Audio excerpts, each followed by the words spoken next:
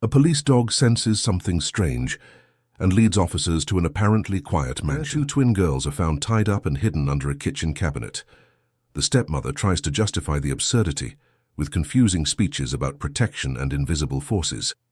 But what the investigation reveals about what she was doing with the children shocks even the most experienced officers. If this story intrigued you, don't forget to subscribe to our channel and tell us which city you're watching us from. We continue. I promise this will be the best story you'll ever hear in your life. The rain hammered against the windows of Maple Street in Portland, Oregon, creating a steady rhythm that seemed to drown out every other sound in the quiet neighborhood. Inside number 42, beneath the kitchen cabinet, two small hearts beat in terrified synchrony. Emma and Lily Parker, 7 years old, identical twins with auburn hair now matted with sweat and dust, pressed themselves against each other in the cramped darkness. Their wrists ached from the restraints, and the overwhelming smell of bleach and ammonia burned their nostrils, making each breath a conscious effort. They had learned over the past hours that silence was survival. Any sound, any whimper, could bring her back. Next door, at number 44, Margaret Chen stood at her kitchen window, a mug of chamomile tea cooling in her hands. She was a retired librarian, 73 years old, with sharp eyes that missed nothing on her street. For the past week, something had felt wrong about the house next door. The woman who lived there, Diane Foster, had always been peculiar, overly controlled, with a smile that never quite reached her eyes. But lately, the oddness had intensified. Margaret noticed the windows remained shut even on warm days, the curtains drawn tight, and today that smell. It wafted over whenever the wind shifted, a chemical odor so strong it made her eyes water. She told herself it was just cleaning products, that Diane was perhaps obsessively scrubbing her home, but her instincts, honed over decades of observing human behavior through the lens of borrowed books and real-life interactions, whispered otherwise. Margaret set down her mug and moved closer to the window. Through the rain-streaked glass, she could barely make out the outline of Diane's house. Then she heard it. A sound so faint she almost dismissed it as imagination. A muffled thump, followed by what might have been a child's cry, cut short. Her hand trembled as she reached for her phone. She dialed 911, her voice steady despite the anxiety coursing through her veins. Officer Jake Morrison received the call while on patrol with his canine partner, Rex, a German shepherd trained in search and rescue operations. The dispatcher's voice crackled through the radio, describing a concerned neighbor reporting suspicious odors and possible distress sounds from a residence on Maple Street. Jake knew the area well. Quiet, middle class, the kind of neighborhood where people knew each other's names and watched out for one another. He acknowledged the call and turned his patrol car toward the address, Rex already alert in the back seat, sensing his partner's shift in focus. When they arrived, Margaret was waiting on her porch, wrapped in a cardigan despite the mild temperature. She pointed toward number 42, her expression grave. Jake thanked her and approached the house, Rex at his side. The smell hit him immediately, even through the rain. It was too strong, too deliberate. He knocked on the door, his hand resting instinctively near his belt. Moments passed before the door opened a crack, revealing Diane Foster's face. She was in her late 30s with blonde hair pulled back in a severe bun and eyes that darted nervously between Jake and Rex. Her voice was calm, rehearsed. She explained she had been deep cleaning, that the chemicals were perhaps a bit overpowering, and apologized for any concern. Jake nodded, but his training told him to trust his instincts, and right now every fiber of his being screamed that something was wrong. Rex, usually calm and obedient, strained against his leash. His nose pointed toward the interior of the house, specifically toward the kitchen area. Jake asked if he could step inside, just to ensure everything was all right. Diane hesitated, her composure slipping for a fraction of a second before she forced another smile and stepped aside. Inside, the house was immaculate, almost sterile. Every surface gleamed, every object in its place, but the chemical smell was overwhelming, and Jake noticed Diane's hands trembling slightly as she gestured around the living room, explaining her cleaning routine in unnecessary detail. Rex pulled harder, his focus unwavering on the kitchen. Jake followed the dog's lead, his senses heightened. Diane's voice grew higher, more insistent, as she tried to redirect his attention, offering coffee, asking about the weather, anything to keep him from moving deeper into the house. But Rex was trained for this. He moved to the kitchen cabinet beneath the sink, scratching at the door, whining in a way that indicated he had detected something. Jake's pulse quickened. He asked Diane to step back, and she complied, but her face had gone pale, her eyes wide with something between fear and defiance. He opened the cabinet door, expecting cleaning supplies, perhaps a leak. Instead, he found a makeshift latch, crudely installed to keep the door shut from the outside. His stomach dropped. He removed the latch and pulled, the cabinet door fully open. In the dim light he saw them, two small girls huddled together, their eyes blinking against the sudden brightness, their faces streaked with tears and grime. They did not cry out. They did not move. They simply stared at him, with an expression that broke his heart, a look of resignation far too mature for their age. Jake's training took over. He spoke softly, reassuringly, as he carefully helped them out, wrapping them in a blanket he retrieved from his patrol car. Rex stayed close, his presence a calming force as the girls clung to each other. Diane stood frozen in the doorway, her mask of composure shattered. She began to speak, her words tumbling out in a frantic stream. She claimed it was a mistake, that she had lost control, that the girls were difficult, and she did not know what else to do. But as Jake called for backup and medical assistance, her story began to shift. She started talking about threats, about dangers she had to protect the children from, about forces that no one else could see. Her eyes took on a distant quality, as if she were speaking to someone who was not there. The paramedics arrived quickly, gently examining Emma and Lily. They were dehydrated, their skin irritated from the chemicals, but conscious and responsive. Jake stayed with them until they were safely in the ambulance, his hand resting on Rex's head, grateful for the dog's instincts. As the ambulance pulled away, he turned his attention back to Diane, who was now sitting on the porch steps, her head in her hands, muttering incoherently. The investigation began immediately. Detectives arrived, securing the scene, photographing the cabinet, the restraints, the excessive cleaning supplies.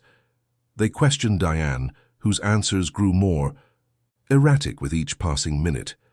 She spoke of her past as a pediatric nurse, a job she had loved until she was asked to leave due to concerns about her interactions with patients. She insisted she had been misunderstood, that she only wanted to help, to create the perfect environment for children to thrive. But her definition of perfection, it seemed, involved control, isolation, and silence. As they searched the house, they found a diary hidden behind loose boards in a closet. The pages were filled with meticulous notes, rules written in red ink, schedules for meals and punishments, references to old books on child discipline that advocated harsh methods long since discredited. Diane had created a world where she was the sole authority, where the girls' every move was monitored and controlled. She believed she was saving them, shaping them into something better, but all she had done was trap them in a nightmare. The girls' father, Michael Parker, arrived at the hospital in a state of shock. He had been staying with a friend across town, trying to work through the strain in his relationship with Diane. He had trusted her, believed she cared for his daughters as much as he did. The guilt was written all over his face as he held Emma and Lily, whispering apologies they were too young to fully understand, but seemed to accept nonetheless. He had missed the signs, the gradual shift in Diane's behavior, the way she had started to isolate the girls, to speak of them as projects rather than children. He vowed in that hospital room that he would never let them down again. Meanwhile, back at the house, detectives uncovered more troubling details. Diane had falsified medical records, forged signatures on school evaluations, created an elaborate facade to keep anyone from questioning her methods. She had manipulated documents to maintain custody, to prevent visits from concerned relatives or social workers. Her obsession with control extended to every aspect of the girls' lives, and she had been willing to go to any length to maintain it. Margaret Chen, watching from her window as the police cars and ambulances came and went, felt a mixture of relief and sorrow. She had acted on instinct, on a feeling that something was wrong, and it had made all the difference. Later that evening, she would learn the full extent of what had been happening next door, and she would visit the hospital, bringing clothes and a hand-knitted sweater for each girl, a small gesture of kindness in the midst of chaos. As night fell over Portland, Emma and Lily slept in the hospital, their father keeping vigil beside them. Diane was taken into custody, her fragmented explanations doing little to justify her actions. The community would talk about it for weeks, trying to make sense of how something so terrible could happen in their quiet neighborhood. But for now, the focus was on the girls, on helping them heal, on ensuring they knew they were safe. In the days that followed, more pieces of the puzzle emerged. Diane's past revealed a pattern of troubling behavior, incidents that had been overlooked or swept under the rug. A former colleague mentioned her fixation on certain patients, her inability to accept when children did not respond to her methods. An old police report surfaced, a complaint from years ago about suspected mistreatment, though it had never led to charges. The system had failed to connect the dots, and Emma and Lily had paid the price. But they had also been saved. By a neighbor's intuition, by a dog's keen senses, by an officer's willingness to trust his instincts. As the investigation continued, the focus shifted to recovery, to building a future where the girls could feel safe and loved. Michael enrolled them in therapy, sessions designed specifically for children who had experienced trauma. The therapist, a gentle woman named Dr. Sarah Lynn, used art and play to help them express what words could not. Slowly, tentatively, Emma and Lily began to open up, to draw pictures of houses with open windows and gardens full of light. Rex, the K-9 officer who had found them, became a part of their healing process. Jake brought him to visit, and the girls' faces lit up in a way they had not since before their ordeal. They sat on the floor, petting his soft fur, finding comfort in his steady presence. It was a small step, but an important one, a reminder that the world held kindness as well as cruelty. The legal proceedings against Diane moved forward, though her mental state raised questions about her competency to stand trial. Psychiatrists evaluated her, diagnosing a complex mix of disorders that had gone untreated for years. She spoke of hearing voices, of believing she was chosen to protect children from an unseen evil. Her delusions had driven her actions, but they did not excuse them. The court would decide her fate, but for Michael and his daughters, the focus was on moving forward, not looking back. Margaret continued to watch over her neighborhood, her vigilance a quiet promise that she would never ignore her instincts again. She visited the Parkers often, bringing meals and companionship, becoming a surrogate grandmother to Emma and Lily. Her presence was a reminder that community mattered, that looking out for one another could make all the difference. As weeks turned into months, the girls began to reclaim their childhood. They laughed more, played more, spoke more. Their drawings evolved from dark, confined spaces to bright, open landscapes. Michael transformed their home, removing anything that reminded them of Diane, filling it instead with warmth and light.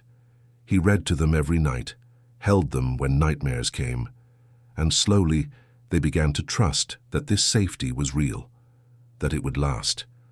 The story of Emma and Lily Parker became a cautionary tale, a reminder of the importance of vigilance, of trusting instincts, of acting when something feels wrong. But it was also a story of resilience, of the human capacity to heal, to rebuild, to find hope even in the darkest circumstances. And as the rain continued to fall over Portland, washing the streets clean, the Parker family took their first steps toward a future defined not by fear, but by love. The weeks following the rescue brought a strange mixture of relief and uncertainty to the Parker household. Michael had taken a leave of absence from his job as an architect to focus entirely on his daughters.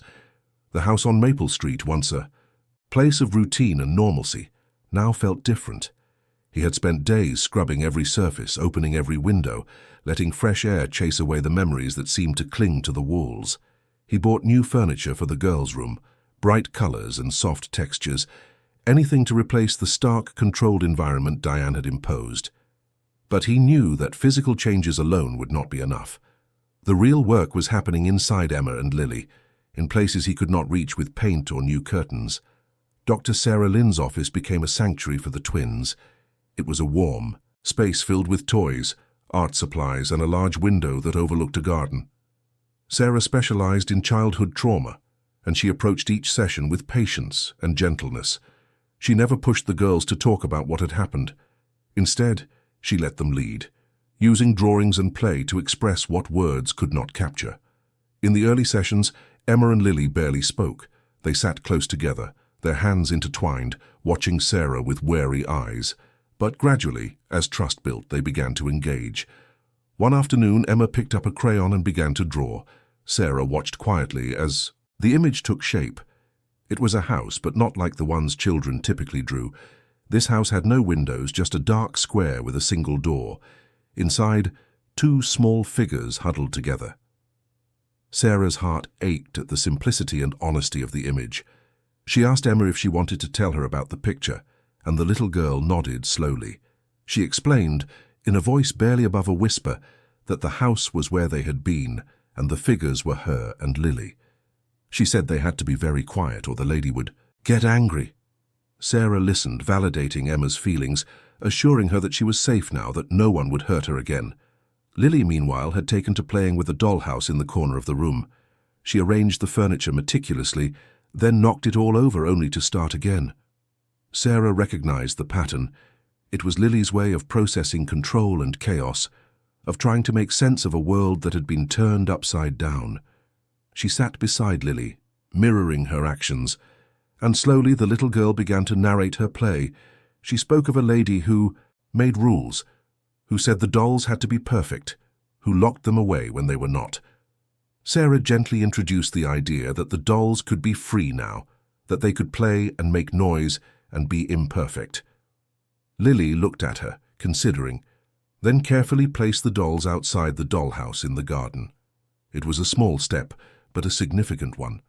Michael attended sessions with the girls, learning how to support them at home. Sarah taught him to recognize triggers, to create routines that felt safe rather than restrictive, to encourage expression without forcing it. He learned that healing was not linear, that there would be good days and hard days, and that his presence, his consistency, mattered more than anything else. He also began his own therapy, working through the guilt and anger that threatened to consume him. He had trusted Diane, had believed she cared for his daughters, and the betrayal cut deep. But his therapist helped him see that he could not change the past, only shape the future. Rex, the K-9 officer, became an unexpected but vital part of the healing process. Officer Jake Morrison brought him to visit the Parkers regularly, and the girls' faces lit up every time they saw the German Shepherd. They would sit on the floor, burying their faces in his fur, whispering secrets they could not yet share with adults. Rex seemed to understand, his calm presence a balm to their frayed nerves. Jake watched, moved by the bond forming between the dog and the children. He had seen Rex work in many capacities, but this, he thought, might be his most important job yet. During one visit, Jake shared more about the day of the rescue. He told Michael how Rex had known immediately that something was wrong, how the dog had refused to leave the kitchen until the cabinet was opened. Michael shook his head in wonder, grateful beyond words for the animal's instincts. Jake also mentioned that Margaret Chen had been instrumental, that her call had set everything in motion. Michael made a mental note to thank her properly, to let her know how much her vigilance had meant. Margaret, for her part, had become a fixture in the Parkers' lives. She visited often, bringing homemade cookies and stories from her years as a librarian. She had a gentle way with the girls, never prying, never pushing, just being present. Emma and Lily began to call her Miss Margaret, and she cherished the title. She told them stories of brave characters who overcame great challenges, of heroes who found strength in kindness.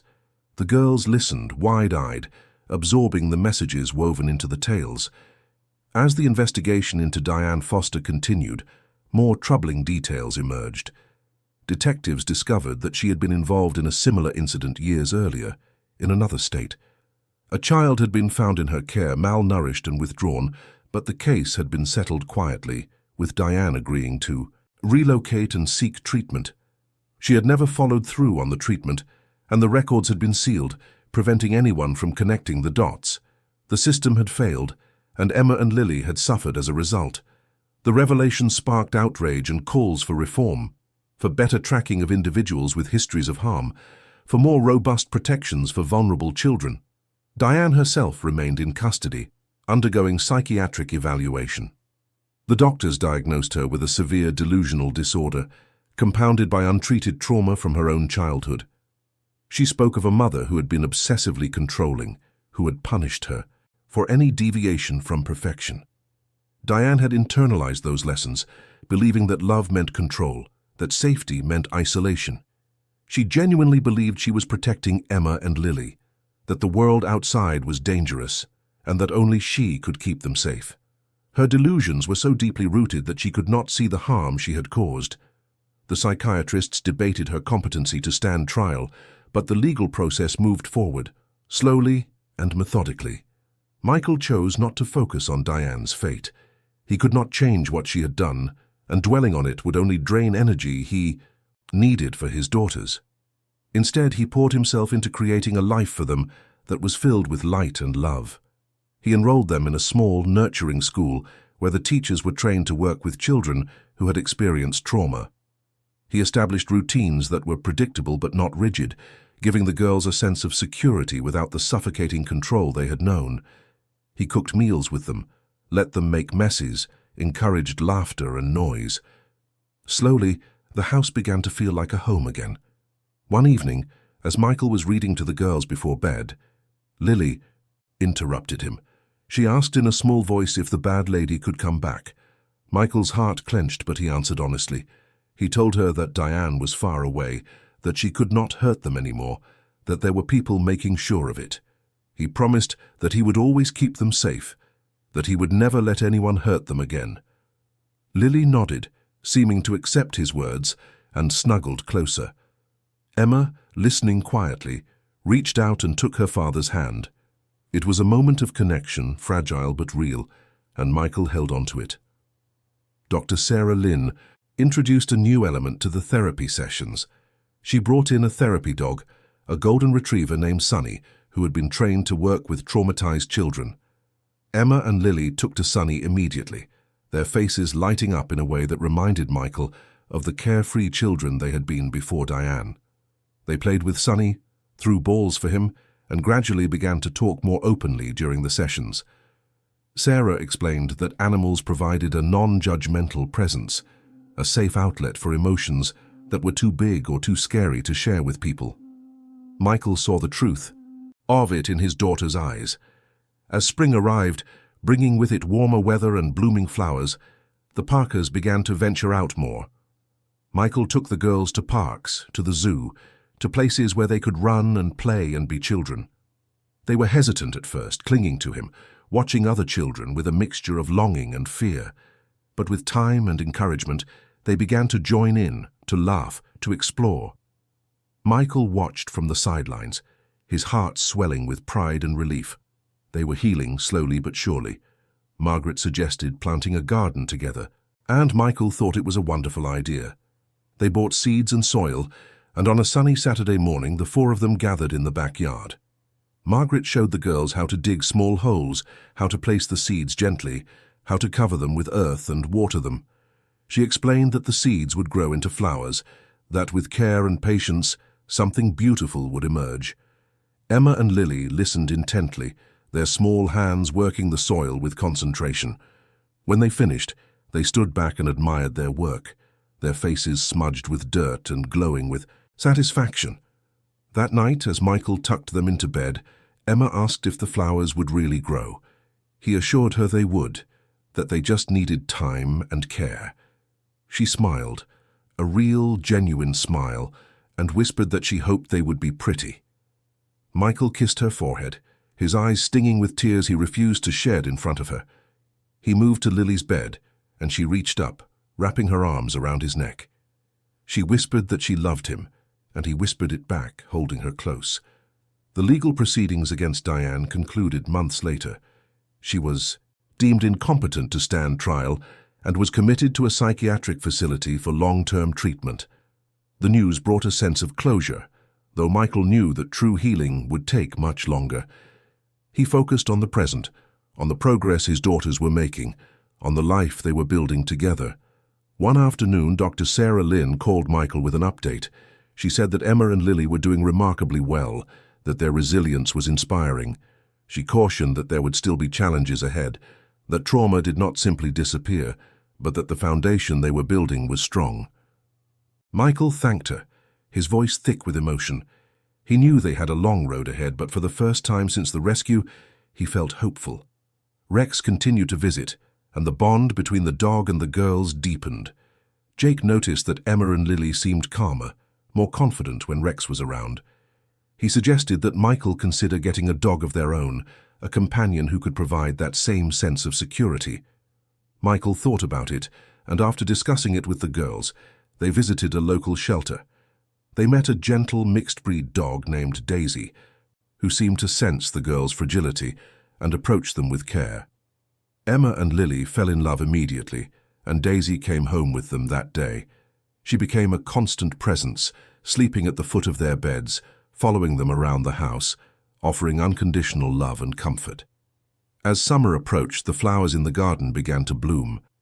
Emma and Lily checked on them every day, marveling at the colors and the growth. Margaret joined them often, pointing out different types of flowers, teaching them the names. The garden became a symbol of their journey, a reminder that, even after darkness, beauty could emerge. One evening, as the sun set over Portland, Michael sat on the porch with a cup of coffee, watching his daughters play in the yard with Daisy. They were laughing, their voices carrying on the warm breeze. Margaret sat beside him, knitting quietly. She looked up and smiled, and Michael smiled back. He thought about how far they had come, about the people who had helped them along the way. A neighbor's intuition, a dog's keen senses, a therapist's gentle guidance, a community's support. It had all come together to save his daughters, to give them a second chance.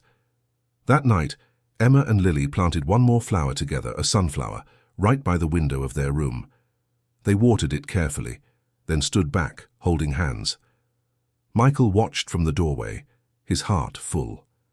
He knew there would be hard days ahead, moments when the past would resurface, but he also knew they would face it together.